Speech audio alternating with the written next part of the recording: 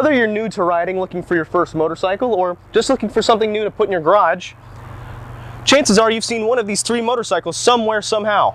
Yamaha offers three of the most highly rated upright naked sport bikes available on the market today. And it's constantly debated on online forums which one is the absolute best and which bike should someone go with, whether it be for a new rider or someone who's been riding for 10 years. Well, thanks to the good people over at Wow Motorcycles in Marietta, they've lent me three of these naked upright sport bikes for me to review and test and answer that question once and for all today. Now, before we go into each bike individually, let's look at their specs. The MT-07 comes with a 689cc parallel twin. Yamaha claims that it'll put out 75 horsepower and 50 foot-pounds of peak torque. The MT-09, on the other hand, comes with an 847cc inline 3, which Yamaha claims is 115 horsepower and 65 foot-pounds of torque output. And if that isn't crazy enough for you, we move over to the MT-10. The MT-10 sports a 998cc inline 4 that pushes out a whopping 158 horsepower and 82 foot-pounds of torque. The MT-07 comes in at 397 pounds or 403 pounds for the ABS model. The MT-09 comes in at 425 pounds. And the chunky MT-10 comes in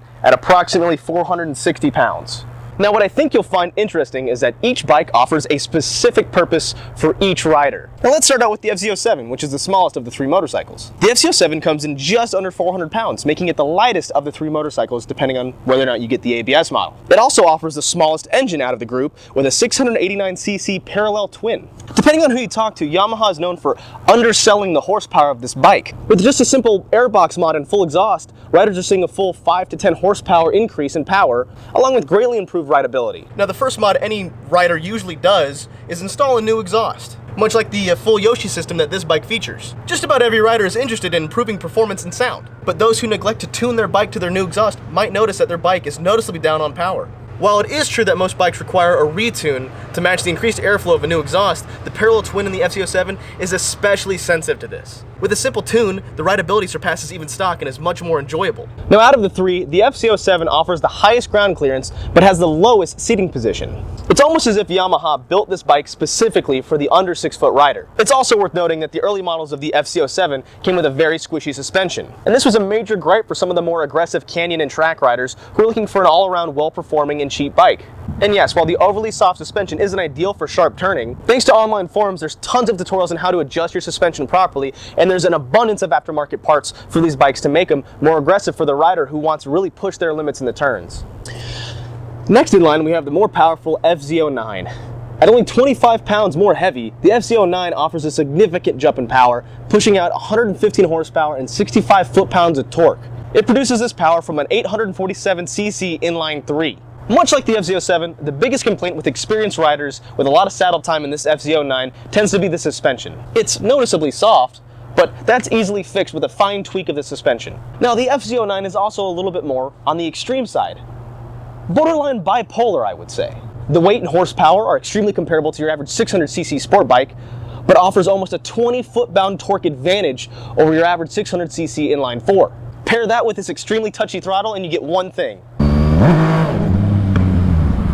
The MT-09 does have a slightly longer wheelbase than the MT-07 or the MT-10, which helps it kind of control your twitchy wrist, but makes it more of a challenge when transporting it in smaller trucks or trailers, or when storing it in smaller places. While this might not be an issue for most riders, it's something to consider. It also has a slightly lower ground clearance, but a taller seat height than the MT-07, by about another inch. Now, at first glance, one might mistake the MT-07 for the MT-09. They do favor aesthetically, but while they're similar in style, they're definitely geared for completely different riders. The MT-07 feels more forgiving and softer to ride. It gives the rider more confidence in the bike due to the less aggressive nature, which usually leads to the rider feeling more confident in themselves. But the MT-09? Not so much. The throttle is much more responsive and snappy, which might make newer riders feel nervous to accelerate at lower speeds. The slight weight difference is definitely noticeable when moving the bike around or leaning into tighter turns. And with the bigger engine and more horsepower and performance, you'd expect a major price gap between the two. But you'd be 100% wrong. In fact, there's only a $1,400 gap in MSRP pricing between the two bikes. This definitely makes the decision harder when deciding which bike is right for the rider.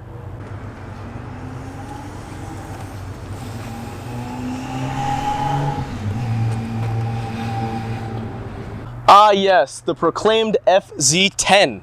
Unlike the other two, the FC-10 does not mimic the styling of either the FC-07 or the FC-09. The FC-10 is incredibly aggressive in its styling, which I feel like accurately represents the potential of this motorcycle. The heart of this motorcycle is an inline-4 998cc engine pulled right out of the R1, the only difference being that the engine has been tuned differently to offer more low and mid-range torque, which I would argue is for the better. Seeing how these are naked bikes without a front fairing, at higher speeds, the wind can be incredibly aggressive. This being one of the main reasons why these bikes are limited around 150 miles an hour on their top end speed, compared to the R1, which tops out around 180 to 190 miles per hour, depending on who's riding. Now, it's no surprise with more power equals more weight. This is a significantly bigger bike, and it surely shows that on the scale. While there's only a 40-pound difference between the FC-10 and the FC-09, there's a 70-pound difference between the FC-10 and the FC-07. And while this bike makes an astonishing 80 horsepower and 30 more foot-pound of torque than its predecessor, the FC-07, it features the same length and wheelbase. Now, if you thought the FC-09 was crazy and wheel-happy,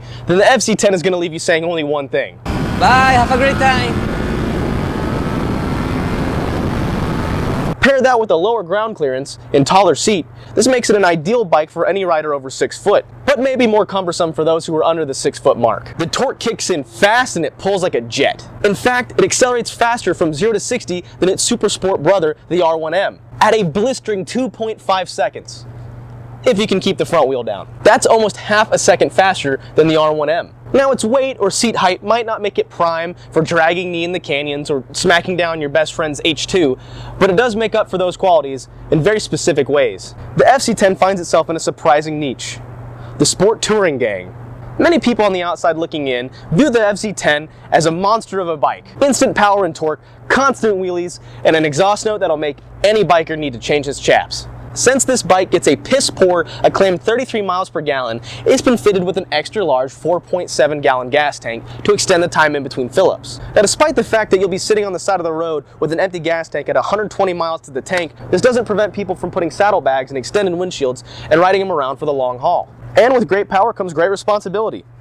Unlike the FC-07 and the FC-09, this is priced well above $10,000. At $13,000 MSRP price, a lot of people ask themselves, is this bike worth $4,000 more than the FC-09? Or $5,400 worth more than the FC-07? Well, let's find out. Starting out, I just want to touch on how exciting the FC-07 is to ride. It's lightweight, it's powerful, and it sounds the meanest out of all the bikes. The parallel twin thumps under throttle but remains almost dead quiet at idle, which means that you won't be waking up the whole neighborhood if you commute early. I mean, let's be real here. On paper, this bike shouldn't be fun. It's a 2-cylinder, low-power output commuter bike. Honestly, it's not really all that aesthetically pleasing either. There isn't much to the bike at all. But it is. It's tons of fun. Everything about this bike is excellent. It's built well, it's reliable, they're extremely customizable, and it just won't stay on 2 wheels. Yes, you need to do an exhaust and tune to wake this bike up. Your stock FC-07 won't run or sound like this. And I don't mean a slip-on either. A full exhaust and tune. Otherwise, you're cheating yourself on this experience. And this bike is forgiving too. The brakes are excellent, it's balanced perfectly, and it's smooth. And you know what? I'm gonna make this comparison. It's a sport bike mixed with a supermoto. It's a more powerful and heavier DRZ. And boy, is it easy to wheelie. With the tall ride height and the low seat, you can treat this like an off-road bike. But you know what makes this the best all-around bike? It gets over 200 miles to the tank. Yamaha claims it's 55 miles to the gallon, and I've seen people online saying that they're getting almost 70 miles if they just kinda don't ride it like me. And the insurance is cheap too. Overall, it's a comfortable bike for someone like me to ride. Anyone over the 6 foot mark should start looking at bigger bikes. Otherwise, you kinda start to dwarf the bike. I can summarize the experience of the FC-09 in one word. Going from the FC-07 to the FC-09, I was expecting something more along the lines of a slightly larger and slightly faster FC-07, and that was my first mistake. I would even argue that the FC-09 doesn't belong in the same group as the FC-10 and the FC-07. It's aggressive. No, it's violent. The FC-07 is not forgiving in the least, and if you aren't careful or have some time underneath your belt, you might find yourself in dangerous situations. The acceleration is absolutely blistering, and it's very easy to find yourself at 12 o'clock. And I'll be honest, I've never really ridden a motorcycle quite like the FC-09. Instantly, I noticed that the seating position was sharp. You're scooped into a leather spoon and plopped atop of a bike like you're riding a tiny horse or a donkey, rather than the FC-07 and the FC-10 where you sit more in the bike rather than on the bike. I constantly felt like I was looming over the headlight staring directly at the road. And the throttle is instant. The MT-09 is fly-by-wire and works like a light switch. You don't really roll into the throttle, rather that you just turn it on and off. Every twist is like a punch to the chest. There is no moderate acceleration. It's either all or none of it. Now, it does feature a mode select, A being full, B being low, and STD being standard or medium. Only in B mode do I notice any sort of difference in the throttle, and it felt comfortable. In slower traffic where you accelerate and decelerate frequently, you get a weird jerking forward and backward motion going, ugh. I didn't feel comfortable on the bike, or rather with myself. I had the same feeling when I rode my H2 for the first time. Nervous. For comparison, the MT-10's onboard computer is insane and gives you incredible sense of control. With the nannies turned on, I couldn't get this bike to wheelie even a little bit. At 80 miles an hour, I jammed on both brakes and the ABS kicked in instantly. At a dead stop, you can build up the RPMs and dump the clutch in first gear, and that front wheel is going to stay absolutely planted to the ground. The technology in the MT-10 is absolutely amazing. And the MT-09? None of that shit. Nope. None of that. Personally, I can go either way without nannies. I don't really care. It's usually something I turn off anyway, but this is something to consider if you're interested in purchasing an MT-09, especially if you're a new rider. Now, originally when I was told I was going to be riding the MT-10, I was nervous. Every bit of research I'd done about the MT-10 makes the bike seem like an uncontrollable rocket ship. Every YouTube video or Instagram clip shows someone riding and hauling ass that seems like they're on the brink of losing control of the bike, but it's not. Yes, it is fast. It's very fast, especially for a naked upright. But it's also tame. You're not fighting the bike the entire ride like the MT-09. It's very smooth. You can either ride it like a cruiser or bang gears like a bat out of hell. And yes, it's heavy, but it doesn't feel heavy. And it's taller than both the MT-07 and the MT-09. About the same height as my DRZ. But it handles itself so well. And the computer in this bike takes the raw power and the insane, uncontrollable acceleration and makes it controllable. I swear to God, the developers at Yamaha have idiot-proofed their fastest production motorcycles. And yes, it does share the same computer as the R1. I've never felt as confident on a bigger bike like I did this MT-10. It has freaking cruise control, man. Cruise control. I mean, I couldn't really figure out how to turn it on, but there it is. Look at it, there it is. You know what happens if I decide I want to drop 4 gears and pin the throttle? It literally goes as fast as physically possible. It is the R35 of motorcycles. The tech in this bike is what should be in motorcycles like this. It makes you feel safe. Honestly, I thought this bike was going to be terrifying, much like my H2 was the first time I rode it. And I was wrong, but is it worth it? $13,000 is a lot for a new motorcycle, especially when you have bikes like the MT-07 for literally half the price. And in my opinion, yes, it is. What you get for that price, especially when you buy used like this MT-10, which is available for just under $10,000, I say it's 100% justifiable. Now, what I'm going to do is I'm going to simplify this with a scoring system. I think the MT-07 is the clear winner here out of the three. It's the lightest, it's the cheapest, it's the most efficient, aftermarket parts are readily available, and it was the most fun bike to ride. There is no beating a cheap and fun bike. The MT-10 arrives second on this list due to its pure power and acceleration. No, it's not going to be the fastest bike around curves, it's not the lightest or the smallest by any sense of the word, and it's certainly not the cheapest. But all around, it's a great bike. It's got so many advantages over the MT-09 when it comes to power, rideability, and comfort. And in last place comes the MT-09.